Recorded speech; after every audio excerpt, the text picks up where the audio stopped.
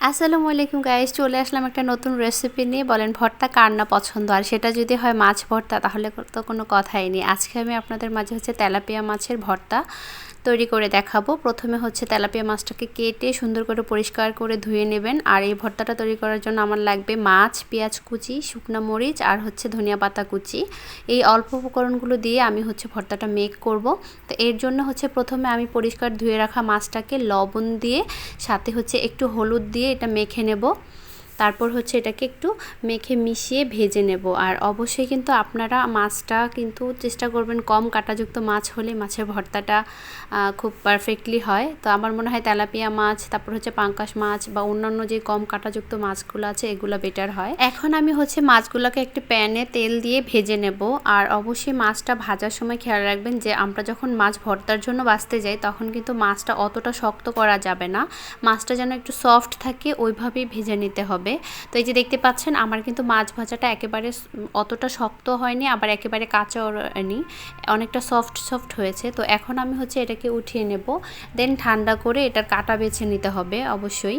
তো এই যে মাছগুলো এদিকে ঠান্ডা হতে হতে আমি ওই দিকে আপনার শুকনো মরিচটাকে তেলে ভেজে নিচ্ছি। আর অবশ্যই খেয়াল রাখবেন যেন শুকনো মরিচটা পুড়ে না যায়, একটু লাল লাল করে ভেজে নেবেন। তো এরকম করে ভেজে আপনি উঠিয়ে নেবেন।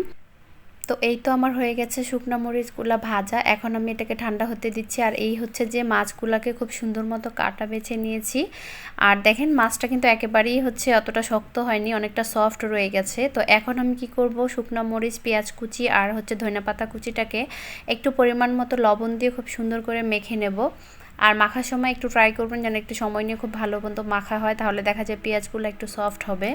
আর এই মাছ ভর্তাটা কিন্তু খেতে খুবই টেস্ট হয়, আর আমার কাছে মাছ ভর্তাটা খুবই ভালো লাগে। তো এই পর্যায়ে আমি কি করলাম, সবগুলো উপকরণ একসাথে খুব ভালো মতো মিশিয়ে নিলাম, যাতে করে একদম ফ্লেভারটা এবং টেস্টটা ভালো হয়। আর দেন এখন আমি একটু সরিষা তেল অ্যাড করব।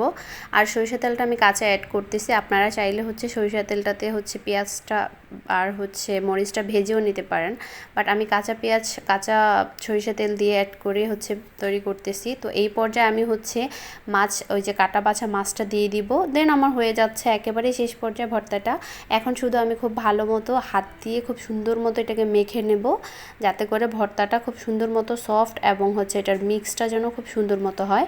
তো এই তো আমার হয়ে গেছে রেডি ভর্তা। আপনারা চাইলে ভর্তাটা এভাবে পরিবেশন করতে পারেন, অথবা আপনারা চাইলে রেস্টুরেন্টের মতো নিজের পছন্দ অনুযায়ী পরিমাণ মতো ছোট ছোট গোল গোল করে তৈরি করে আপনারা এটা বাসায় সার্ভ করতে পারেন।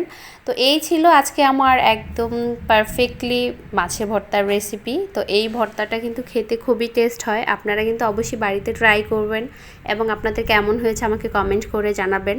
তো আশা করছি আজকের রেসিপিটা আপনাদের ভালোই লেগেছে। আর ভালো লাগলে অবশ্যই আমাকে সাপোর্ট করবেন, আমার পেজটাকে ফলো করবেন, আমার ইউটিউব চ্যানেলটাকে সাবস্ক্রাইব করবেন। ভালো থাকবেন, সুস্থ থাকবেন, আল্লাহ হাফেজ।